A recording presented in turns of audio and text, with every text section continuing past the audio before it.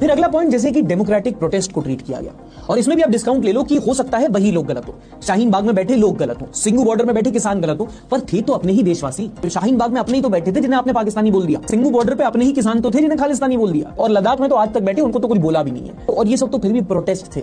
Ethnic clashes in our own country, Manipur, एक Vande Bharat train से भी कम इंपॉर्टेंस थी क्या कि आप एक बार विजिट करने तक नहीं गए। ब्रिजभूषण का केस हुआ, सेक्सुअल असॉल्ट फ्रॉम रेसलर्स, दोबारा उसी घर में टिकट दे दिया, लोग फिर भी वोट देंगे। लेकिन अच्छा लगता अगर एक रेजिग्नेशन ऑफर किया जाता था। मोदी जी भले ही अपने इंटरव्यू में कहते हैं कि भाई बिल्कुल कड़ी और तीखी आलोचना होनी चाहिए, पर वहीं अगर कोई आलोचना कर दे तो इनके सपोर्टर एंटी नेशनल, एंटी फलाना ढिमकाना सर्टिफिकेट देने बैठ जाते हैं, जो कि हमें नहीं चाहिए। टैक्स इनको देते हैं तो मच भी इन्हीं से करेंगे। इंडिया की इंटरनेशनल रैंकिंग्स देख लो। ह्यूमन डेवलपमेंट इंडेक्स में इंडिया की रैंक 134, ग्लोबल पीस इंडेक्स 2023 में rank 126, global hunger index 2023 rank 111 नीचे गिरी, डेमोक्रेसी इंडेक्स 2023 रैंक 104 नीचे गिरी, प्रेस फ्रीडम इंडेक्स 2024 रैंक 159 2014 के कंपैरिजन में बहुत नीचे गिरी। लेकिन मोदी के समर्थक इन सब बातों को नहीं मानेंगे। उनके हिसाब से सारी रिपोर्टें झूठी हैं, ये सारे अखबार झूठे हैं, सबका कोई ना कोई एजेंडा है। केवल व्हाट्सएप पर जो दिखाया जाता है और गोदी मीडिया जो दिखाता है, बस वही सच्चा है।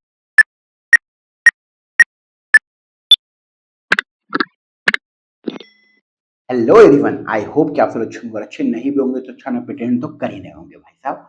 और अभी हम लोग देखने वाले हैं गोदी मीडिया के एक्सपोज वीडियोस, और हर वीडियो का देने वाला हूँ मैं अपना ओपिनियन कि मैं इस टॉपिक पे क्या सोचता हूँ। तो आप लोगों से रिक्वेस्ट है, चैनल के साथ जुड़ जाएं, सब्सक्राइब कर ले, फ्री ऑफ कॉस्ट है। प्यार दिखाएं, थोड़ा मोहब्बत दिखाएं। स्टार्ट करते हैं पहली वीडियो के साथ। चलिए देखते हैं पहली वीडियो। पापा की परी क्या बोल रही है। I remember when I was interviewing Prime Minister Narendra Modi, he makes direct eye contact. वो आपको ऐसे आंख में ऐसे करके देखते हैं जब आप सवाल पूछ रहे होते हो। वो आपको ऐसे आंख में ऐसे करके देखते हैं जब आप सवाल पूछ रहे होते हो। वो आपको ऐसे आंख में ऐसे करके देखते हैं जब आप सवाल पूछ रहे होते हो। मेरे दिल में रहने वाली परी हो या तुम परियों की रानी, या हो तुम कोई शैतानी। भाई साहब, अंजना और मोदी जो है वो मोदी जी के प्यार में अलग पागल है। प्यार में अलग पागल मतलब अलग अंधभक्ति है इसका भी। मतलब ये वो लड़की है ना भाई साहब, मोदी जी सामने बैठे तो उनको आंख में खो जाती है और जेन्युइन सवाल करना भूल जाती है हमारी जो अंजना और मोदी है। वैसे सारे गोदी मीडिया का यही हाल है कि भैया मोदी जी अगर सामने है तो मोदी जी आम चूस के खाते हैं, काट के खाते हैं। आप थकते क्यों नहीं? एक तो है रूह बिका लिया कर जो बिक चुकी है, एक है अपना तिहारी भाई साहब, एक अपना BND भड़वा इंदलाल, एक अपना कौन है चू चांद, सब साले बिकी गए। ठीक है, कोई नहीं, चलो अगला देखते हैं। 400 पार, इन्होंने 400 पार तो किस लिए कहा, किस लिए नहीं कहा भगवान जाने। क्या तो फैशन है बोलने का, 100 पार, 150 पार, 200 पार। ये तो बोलते ही है। तो सबसे बड़ा इलेक्शन है, सबसे ज्यादा सीटें थी तो इन्होंने सोचा 100, 200, 300 बोले ही हैं, इस बार 400 पार बोले।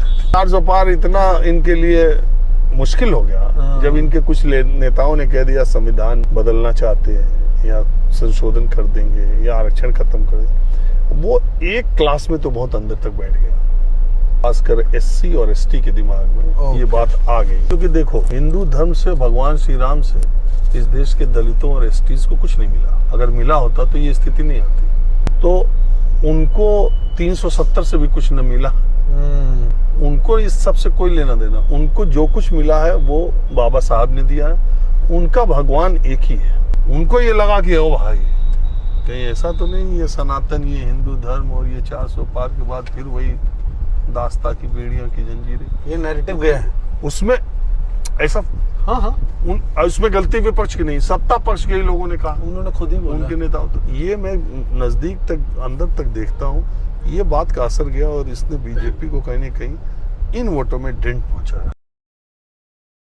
जब मैं इस तरह की वीडियो देखता हूँ ना, मेरे दिमाग में एक ही चीज आता है कि इस देश के अंदर कुछ लोग हैं, बहुत बड़ी संख्या में, जो लोग बोलते हैं हमको हिंदू राष्ट्र चाहिए, हमको हिंदुत्व की सरकार बनानी है, हमको हिंदुत्व का ये एजेंडा, CA/NRC के टाइम पे हिंदुत्व सिर्फ करते रहते हैं। मेरा सवाल है कि जो है पहले उसके तो सगे हो जाओ, जो इस देश के अंदर है पहले उसका तो ट्रस्ट जीत लो, जो पहले इस देश के अंदर उसको तो रोजगार दे दो, जो इस देश के अंदर है पहले तो उसको नौकरी दे दो, जो इस देश के अंदर हिंदू है पहले उसके लिए तो कुछ कर लो, जो इस देश के अंदर हिंदू को मंदिर के अंदर उसके लिए तो कुछ रख लो, जो इस देश के लिए हिंदू है जिसको जो ना साथ में खाना पीना बैठना उठना अलाउड नहीं उसके लिए तो कुछ कर लो। आप कुछ नहीं कर रहे हो, लेकिन आप तब बोलते हो कि मंदिर यहीं बनेगा, राम का देश है, ये है वो है। आप जो भी बोलते हो आपकी पर्सनल चॉइस है, आप बिल्कुल बोल सकते हो, लेकिन सब छोटी सोचने वाली बात है ना कि आप बाहर बाहर बाहर के हिंदू को यहाँ लाना चाहते हो और जो सच में यहाँ का हिंदू है, जेन्युइन हिंदू, वफादार हिंदू, देश का जुड़ा हुआ हिंदू, उसके बारे में नहीं सोचते हो। और इस बार आपने देखा हो कि अयोध्या में बीजेपी हारी। उसका सबसे बड़ा कारण था कि वहाँ के जेन्युइन हिंदुओं के बारे में सोचा ही नहीं गया। किसी के घर तोड़ दिए गए, किसी के कुछ तोड़ दिया गया, किसी का क्या नुकसान किया गया।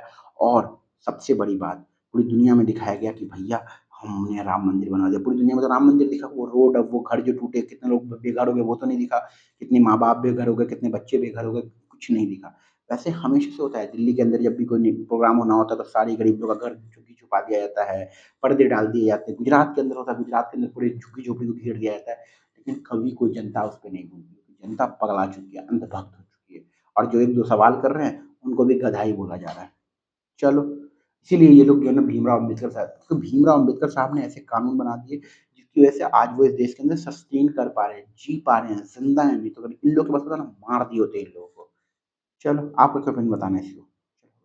There are enough examples, Rahul, I think, that suggest that politicians need to take a step back sometimes and not take the voter for granted. There you've got Pawan Kalyan. He's got a Russian wife, by the way.